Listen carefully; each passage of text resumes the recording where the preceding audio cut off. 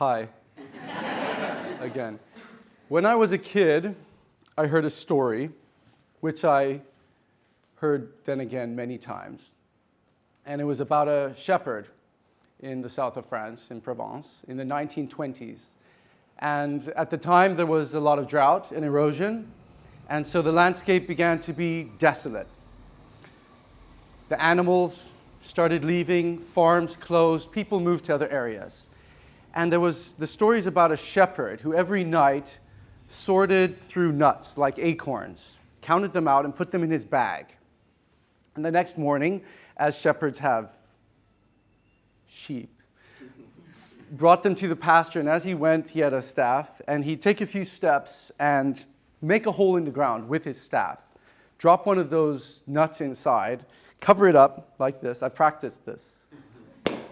And then, like that. And then he took a few more steps and made another hole in the ground, dropped another nut in, and did a similar thing. Practice. So, purpose. Marianne Williamson said, "Our deepest fear is not that we're inadequate. It is that we are powerful without measure." Steve Jobs said, well, I forgot. No, I didn't forget. He said, "Don't settle." He said, "With all true matters of the heart, you'll know when you find it, and it will get better with time."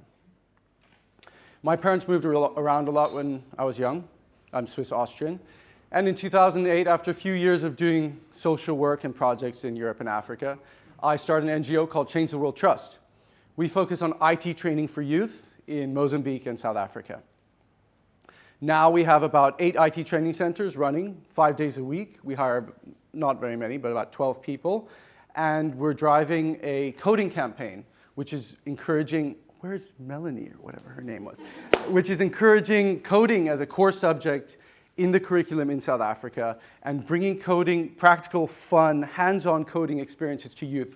For an example, one of the kids who was in one of our coding workshops started a business making websites for micro-enterprises in townships in South Africa, and having fun, gaining skills, and maybe making some money, probably not very much. The point is, I believe in purpose. And one of the reasons why I'm pulling out this is because I need a reminder of what's coming next. But wouldn't it be great if at our deathbed, we could look back at our life and say, you know what, I didn't do everything right and I made a lot of mistakes, but I did find my purpose. Wouldn't that be great? That's not a rhetorical question. Yeah. So my story didn't end there. A few years ago, I realized that if I ever want to drive a nice car and run an NGO at the same time, I'm going to be pretty hated. So I thought, well, it wasn't my only motivation, but I got into e-commerce, and I launched an e-commerce company in Mozambique, and I'm passionate about building, and which is why I'm now building e-commerce brands in Southern Africa, while some really great people are doing a better job at running my NGO in the moment. And my advice about finding your purpose. I met this great girl, there she is, Italian, smiling, laughing at me right now. She said she's finding her purpose, and my advice is very, very simple.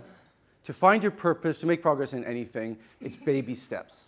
Take baby steps. At some point, you will have to go bungee jumping and actually jump into what seems like it's going to kill you and destroy you forever. But in the meantime, take baby steps. That's the way to find your purpose and your mission. How am I doing for time? Yeah. So once again, Marianne Williamson said, our deepest fear is not that we are inadequate. Our deepest fear is that we are powerful beyond measure. And purpose, find yours. Thank you.